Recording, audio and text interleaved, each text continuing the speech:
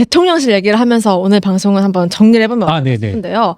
개각 한동훈 대표도 이제 뭐 조만간 이제 개각 인적 쇄신에 대해서 한 번 더 이야기를 할 거다 뭐 이런 얘기들이 나오는데 정작 대통령실은 조금 느긋해 보이기도 해요. 예. 개각에 대한 질문에 최근에 한 관계자가 상당한 물리적인 시간이 필요할 것 같다라고 했거든요. 예. 인위적으로 하지 않겠다 이런 예. 논조인 것 같은데 당장 어렵다는데 이렇게 좀 느긋하게 해도 되나요? 그러니까 모든 발언이라는 게 네. 시와 장소가 있는 거잖아요. 때로는 우리는 상당한 물리적인 시간을 필요로 하고 심사숙고하겠다. 이게 어떻게 보면 맞는 발언이고 국민들에게 뭐랄까요 감동까지도 줄 수 있는 발언인데 용산 대통령실이 상당한 물리적 시간이 필요하다는 발언을 지금 하는 것은 이게 제가 알기로 지금 개각 발언이 구체적인 개각 발언이 나온 건 4월 총선 때잖아요. 와 기네요. 네. 길어. 네. 지금 7개월이 넘게 지나서 상당한 물리적 시간이 필요로 한다. 네. 이게 제가 봤을 땐 또 하나의 용산의 특징이거든요. 모든 것을 의대정원 증원 문제 그리고 최상병 특검 문제 항상 일을 키우는데 많은 능력을 발휘했거든요. 정작 이분들은 기다려야 할 때 기다리지 않고 제가 누누이 기다려라 하고 있지만은 이런 데서는 또 기다리겠다는 거잖아요. 이게 참 지금 타이밍에 적절치 않다. 그렇군요. 네. 그래도 개각을 또 뭐 하겠다는 얘기는 해요. 하겠다 하지 않겠다는 얘기는 안 하는데 저는 총리 네. 하마평에 좀 관심이 가더라고요. 지금 나오는 이름들이 정진석, 주호영, 권영세, 추경호, 원희룡 등등 나오거든요. 예.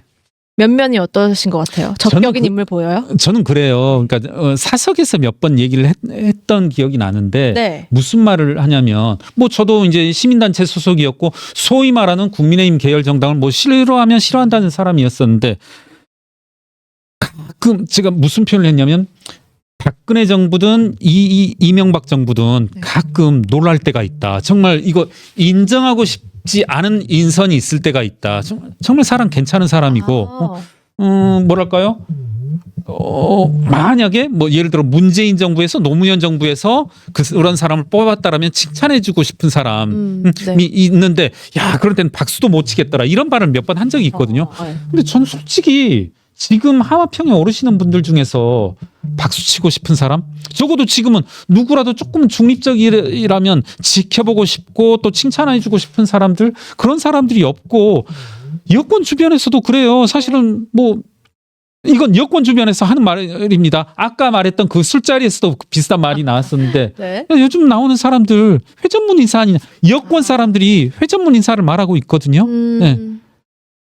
제가 봐서는 총리를 바꾼다 한들 뭐 지금 그런 말씀이 나오잖아요. 뭐 구체적인 예를 들자면 이상민 행자부 장관 여러 문제 제기가 있었고 뭐 어찌 됐든 간에 그분의 사건과의 인과관계를 찾을 수 없다 하더라도 국민들의 어떤 분노를 가라앉히기 위해서라도 조금 개각을 했어야 된다. 그런 말이 나온 지가 꽤 지났음에도 불구하고 그리고 개각 이야기가 나옴에도 불구하고 뭐 국정원장 자리가 얘기 나오고 하는 것에서 알 수 있듯이 별반 여권 사람들조차도 감동을 못 일으키는데 국민들이 감동을 일으킬 수 있을까? 그래서 저는 별반 뭐 어떻게 보면 예 바뀐다 한들 뭐 춘내 불사춘이라고 하나요? 뭐 개각이라 한들 그게 국민들 입장에서는 이게 개각이라고 느껴질 만한 사람들이 들어와야 그게 개각인 거지. 네. 신선하다 이런 인물은 지금까지 오르내리는 하마평에선 보이지 않는다.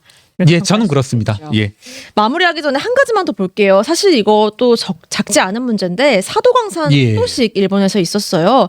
우리가 이제 강제노역 현장인 사도광산을 유네스코에 등재하는 거를 일본에 동의를 해주는 대신에 네네. 이 추도식을 조건으로 달았던 건데 사실 추도식이 아니라 이 유네스코 등재 축하 행사처럼 일본에서 이루어진 거죠. 그래서 우리 정부는 불참을 했지만 이거 예상됐던 뒤통수 아니야? 이런 지적도 사실 나와요. 그렇더라고요. 어떻게 보셨어요? 근데 이제 저도 사실은 한일 관계에 대해서 한일 문제에 있어서는 상당히 인식차가 너무너무 이제 크잖아요. 네. 네. 뭐 일본 측의 의견, 한국 측 의견 이렇게도 다르고 저도 뭐 요즘 나무위키가 논란이 되는데 나무위키 논란 쭉 한번 읽어봤는데 조금은 앞뒤도 안 맞는 것도 있고 제가 좀 의문을 가졌던 내용 중에 하나는 유네스코 선정이라고 하는 것이 21개국 중에서 하나만 안 하더라도 실제로 이제 이루어지지 않는다. 그러면 이게 제가 들었던 의문은 중국 같은 경우에도 상당한 문제 제기를 했었고 그리고 러시아도 문제 제기를 했었는데 이게 단순히 한국이 동의한다라고 해서 이게 통과가 되는 건가? 뭐 그런 시각은 있더라고요. 한국의 찬성이 결정적인 역할을 했다. 그러면 한국의 찬성이 특히 중국이라든가 북한의 의사결정이 결정적인 역할을 할 수 있었을까? 이게 제가 아는 상식의 범주는 약간 다르고 틀리고 여하튼 다만 하나 뚜렷한 것은 한일 관계에 관한 한은 우리나라의 국민적인 정서의 문제가 깊숙이 개입된 문제인 거잖아요. 그 부분을 빼놓고 얘기할 수도 없는 것이고 그런 부분에서 현 외교부, 외교당국 넓게는 뭐 대통령실이 책임져야 될 문제인 거죠. 저는 뭐 물론 뭐 국민의힘이라고도 이것으로부터 자유롭다라고는 얘기하지 않습니다만은 좀 이런 문제들에 대해서 좀 소홀한 건 분명하지 않나. 예.